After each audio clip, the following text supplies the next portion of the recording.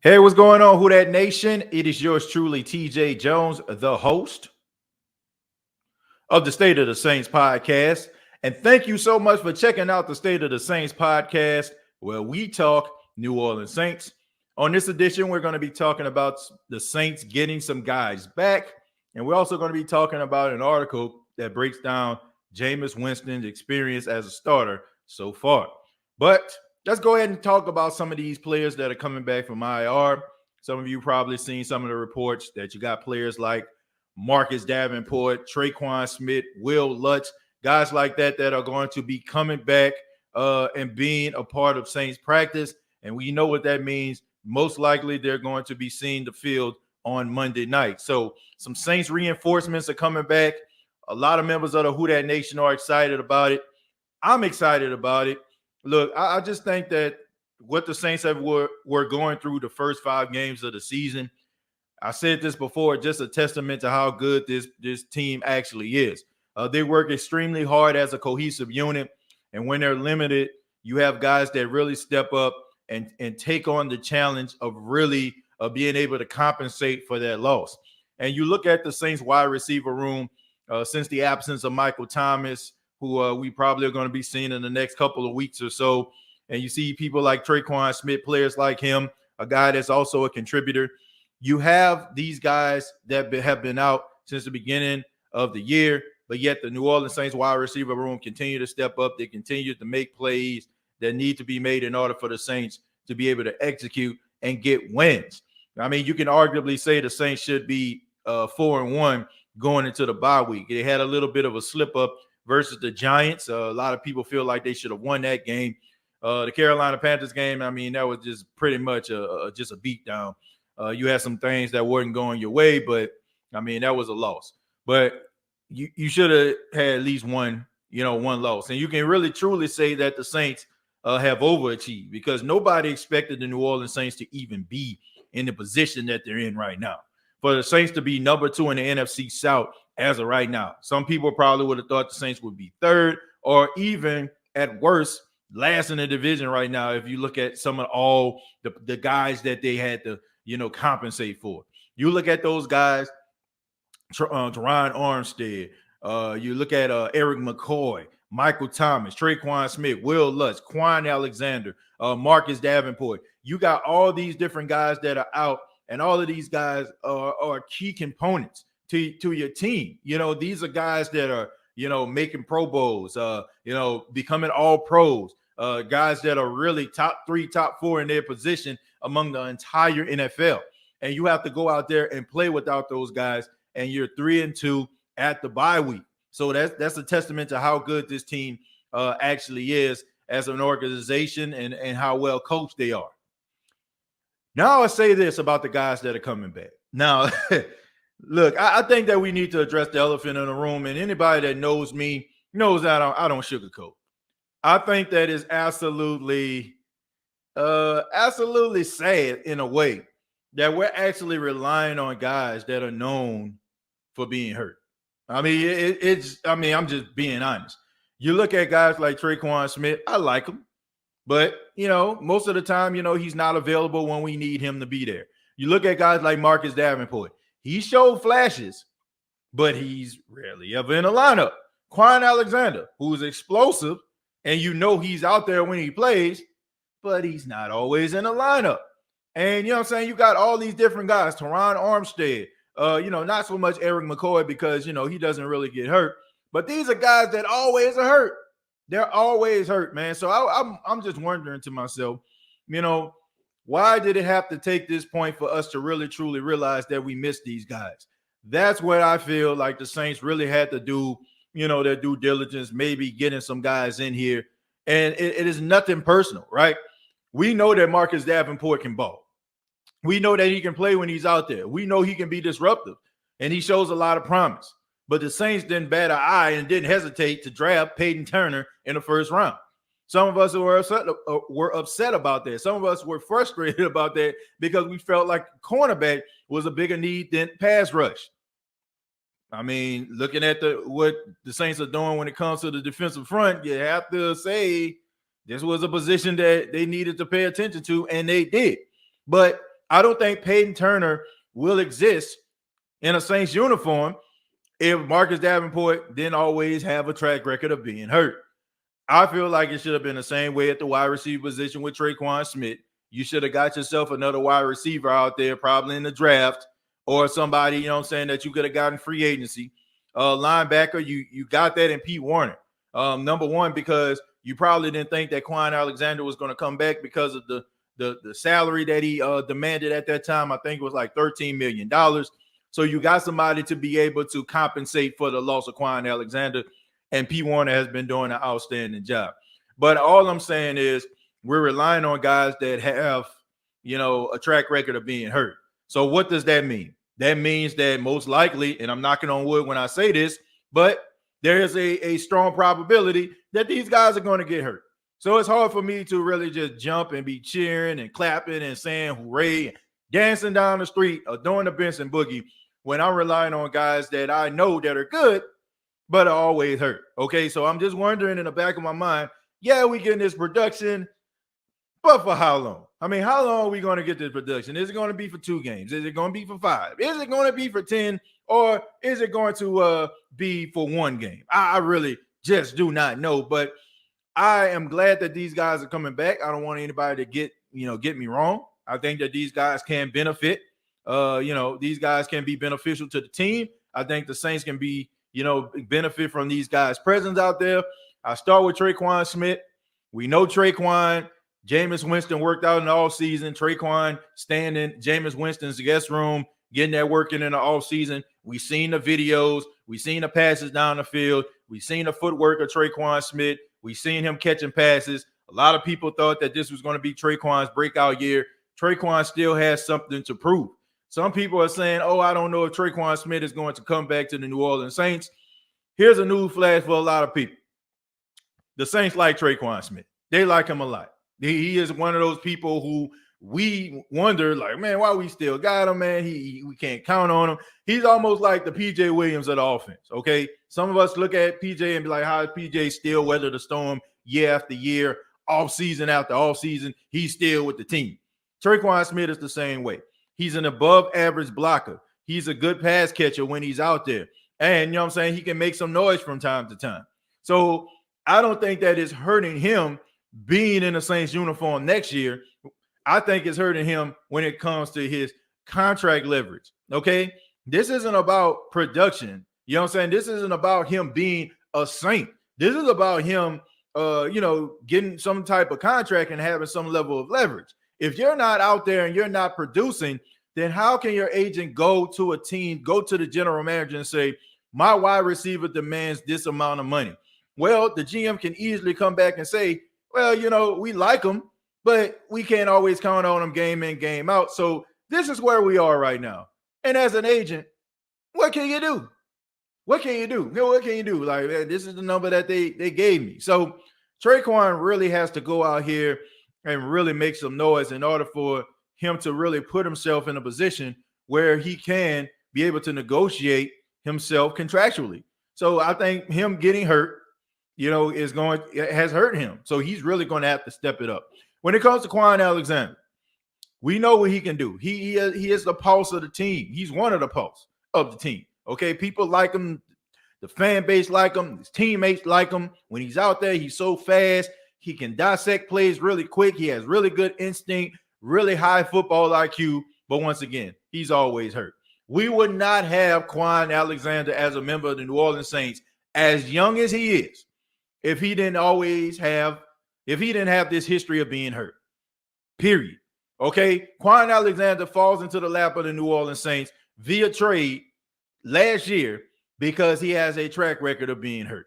The fact that we even got him back to the New Orleans Saints with a contract that is very, very friendly is because of his history of being hurt.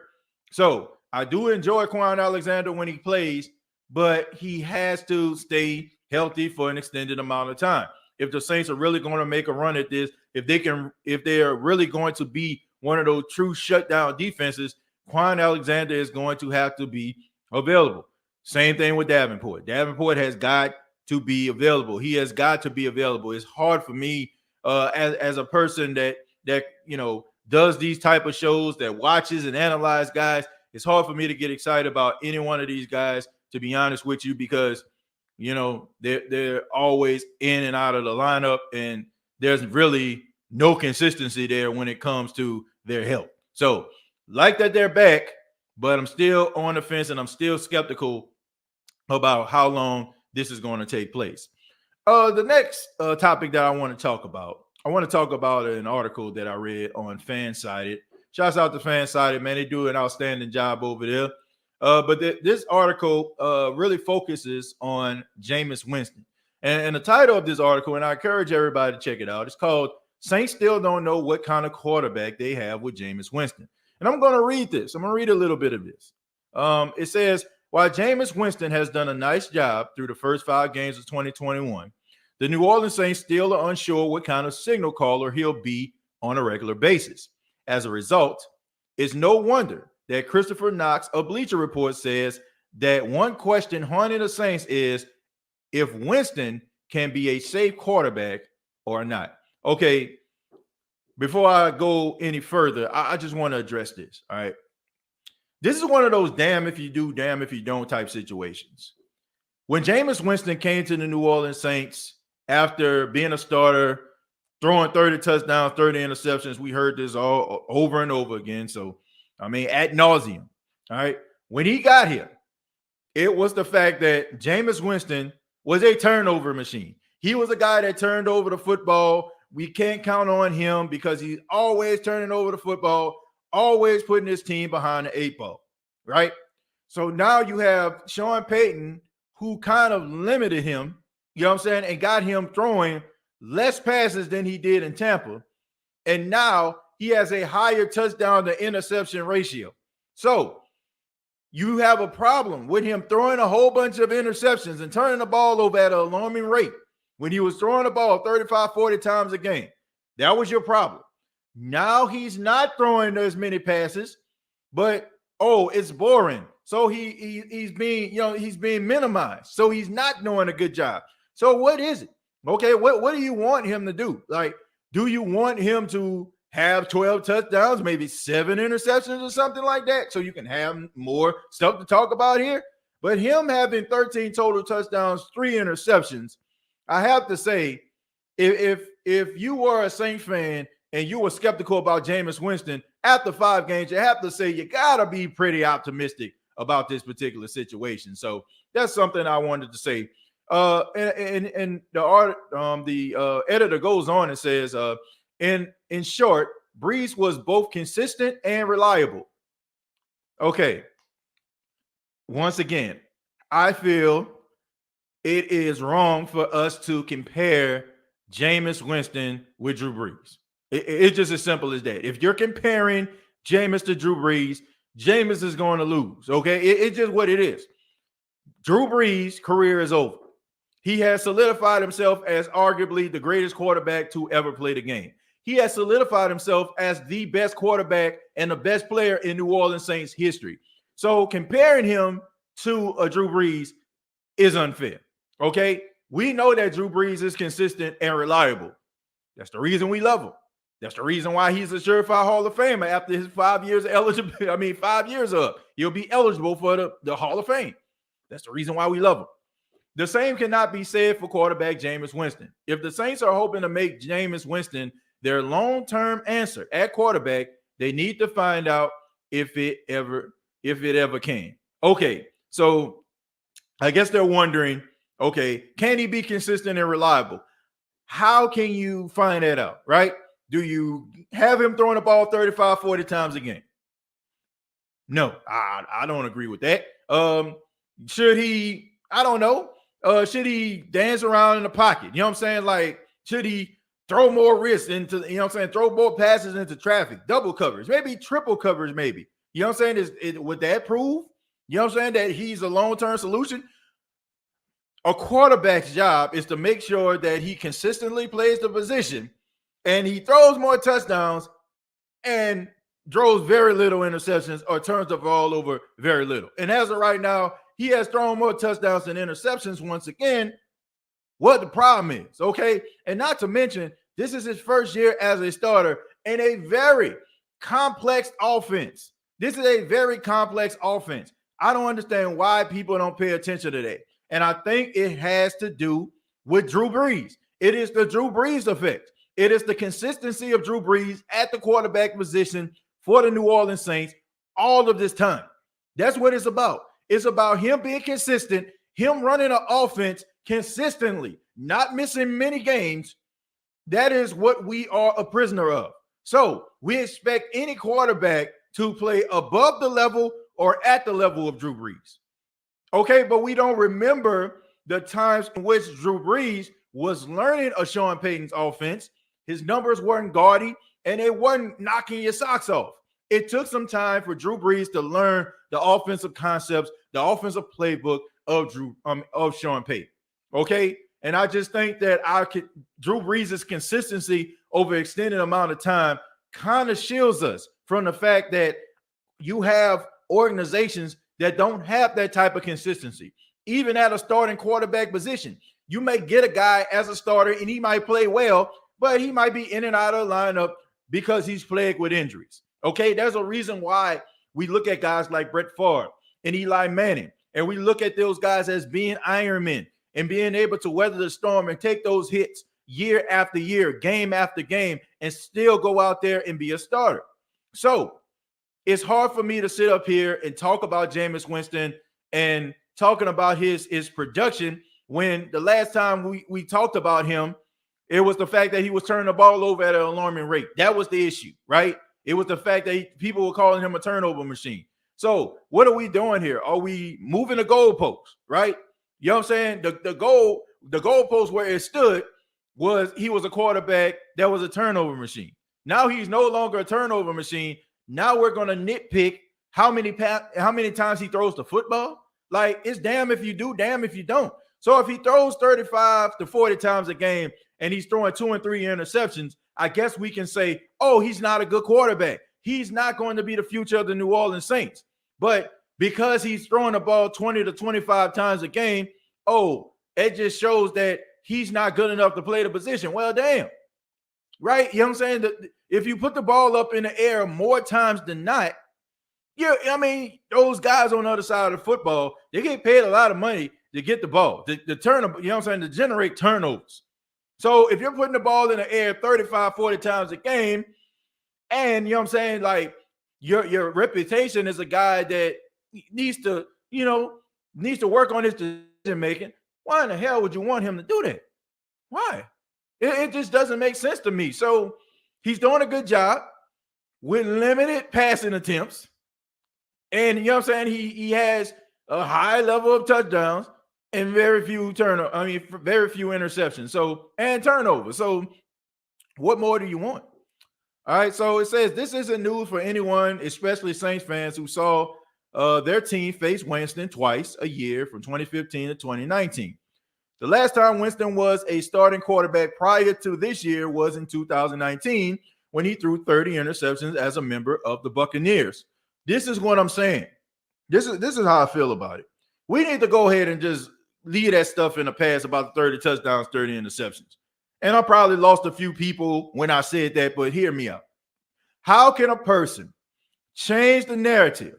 How can a person become a better version of themselves if you're constantly bringing up their imperfections? If you're constantly bringing up a person's shortcoming, it's going to constantly be in the head of the masses because you have those individuals out there that don't know how to departmentalize these situations and don't know how to separate one team from another. There is this narrative out there that is, you are who you are, and there's nothing you can do about that. Now, think about all my people out there, and I don't mean to get deep with this, but I feel like it needs to be said. Think about you when you were young. Think about the individuals out there that may have made some mistakes, some things that you wish that you could have had back, right? How would you feel that happened 15, 20 years from now, 5, 10 years from now? I mean, 10 years ago. You know what I'm saying? 10, 15 years ago, and somebody constantly bringing up these situations. Well, I remember when you did this. You got a family, you got a wife, you got a kid, or you got a husband, you got kids, and somebody keep bringing up what you did in the past. Okay, and you're not even that same person, or you're trying to work on becoming a better version of yourself. Now, imagine how that would make you feel as a person that somebody constantly, continuously brings up your imperfections. It's hard for you to kick that, right? And it will frustrate you. So all I'm saying is Jameis Winston in Tampa was Jameis Winston in Tampa. And if we're going to give this guy a fair shot as a starter, you have to be able to look at him and analyze him based on what he does in a Saints uniform. If you're looking at what he did in Tampa, you're already judging this man unfairly. I'm just being serious, because no matter what he does, you're looking for the bottom to drop because of what you've seen in Tampa. So I don't feel like that's fair. Okay, I look at Ryan Tannehill. Right, I keep bringing up Ryan Tannehill because Ryan Tannehill was not very good in Miami. People were happy to see him go. It was goodbye, farewell, peace out, right? But Ryan Tannehill is a serviceable quarterback in Tennessee. Some people will say, oh, Derrick Henry. But at the same time, he has still sustained his starting position at quarterback all this time. All right. So what happens if the Tennessee Titan fans would be like, well, we got this Miami quarterback. He sucked in Miami. So why do we got this guy? Ryan Tannehill has helped the Tennessee Titans go to the AFC Championship and has had multiple playoff appearances. So if people would have kept on talking about Ryan Tannehill, him being injury prone, him making mistakes in Miami, and not giving him a fair shake, how in the world would he be the quarterback that he is in Tennessee for the Titans? All I'm saying is separate the two. Separate the Jameis Winston in Tampa from the Jameis Winston with the New Orleans Saints. All right. Bringing up that 30 for 30 every time the guy makes a mistake, it to me is just completely unfair. Winston had big games and 12 passing touchdowns, but he also created problems for the Saints to overcome. He tossed 2 interceptions in week 2 blowout versus Carolina, and he had 2 first quarter turnovers in a week 5 game against Washington. In each game, he completed just 50% of his passing attempts. Okay, here we go. We gotta put that into context, right? All right. You're saying that the defense basically, I mean, I'm just paraphrasing here, or what I feel like people will read into. You're saying that the defense is helping out Jameis Winston, right? They're helping him out when he makes these mistakes. Even the best quarterbacks in the NFL puts their defense behind the 8 ball. Don't believe me? Let's go back to when the Saints, I want to say last year. Yes, last year, when the New Orleans Saints played the Detroit Lions. And let's talk about how Drew Brees put the Saints behind the 8 ball, and you had the Detroit Lions go up 14-0. Right? You know what I'm saying? Let's put this into context now. When Drew Brees did that, I may not be the smartest person in the world, but does that mean that the defense, isn't that putting the defense behind the 8 ball? And does that mean that the defense has to go out there and had to, correct the mistakes that Drew Brees made earlier in the game? I'm just being serious. I'm just being dead on. Let's go back to the Minnesota Vikings game, right? In the divisional round, when Drew Brees in the first half played like hot garbage, right? Throwing 2 interceptions, putting the defense behind the 8 ball. Okay, so even the best of the best, even the elite, the surefire Hall of Famers, even they put the defense behind the 8 ball. So for that, I feel like that is unfair right there, because just like Drew Brees did, and just like he did when they played Minnesota, he allowed the team and put the team in position for them to win in the end. Just like with Jameis Winston, he made those turnovers, but he still threw a 72-yard touchdown to Deontay Harris. He threw a Hail Mary to, that Marquez Callaway caught for them to get the lead in, going into halftime. And he did not do anything to cause the Saints to lose the game against the Washington football team, including throwing a nice, beautiful pass to Alvin Kamara that was dropped.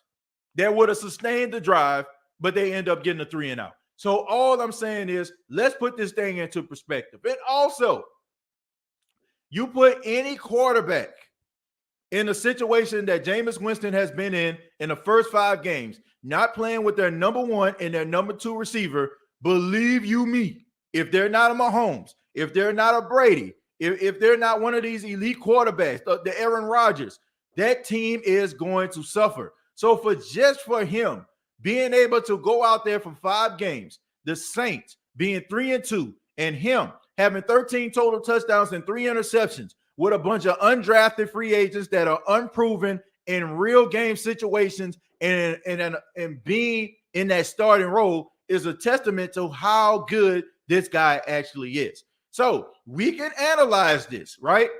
We can analyze this and talk about, oh man, maybe he's not a starter of the future, but I just want to put it like this. A starter is able to make guys better around him. Check. A starter is able to sustain drives. Check. A starter is able to get the ball down the field. Check. And a starter is able to help those individuals. They may not be as good, making them much better and valuable in the offense. Check.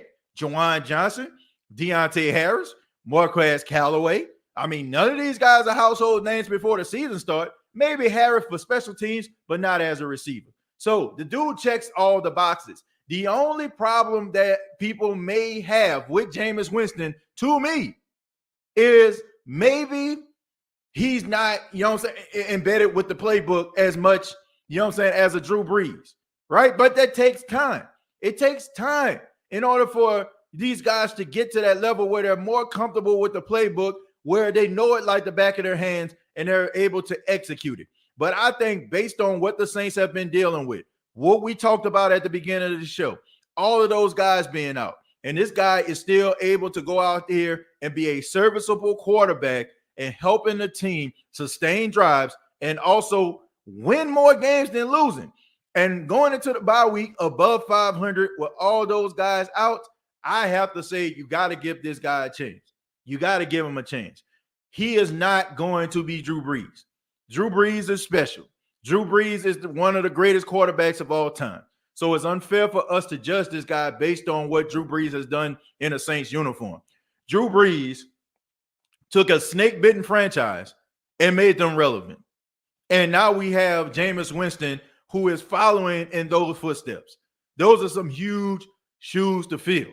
It is. Okay, there are some huge shoes to fill.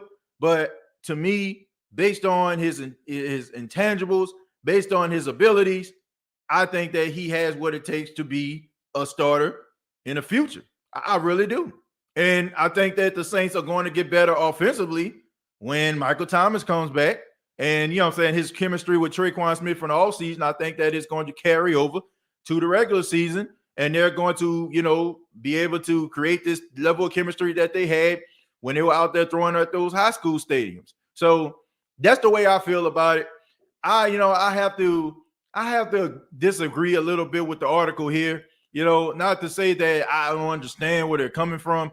I just feel like if you look at the situations in which the Saints have been faced with for the last 5 games, you have to give this guy more credit. And if your main issue is this guy turning the ball over and having a whole bunch of interceptions and not putting the team in a position to succeed, I think that narrative is completely erased because, right now he has more touchdowns than interceptions and he's playing really well, for a guy that doesn't have a 1 or a 2. But I would love to hear from you all. What do you think about Jameis Winston? What do you think about him so far? And what do you think about the guys coming back from IR? Comment down below, like and share this video. This has been the State of the Saints podcast.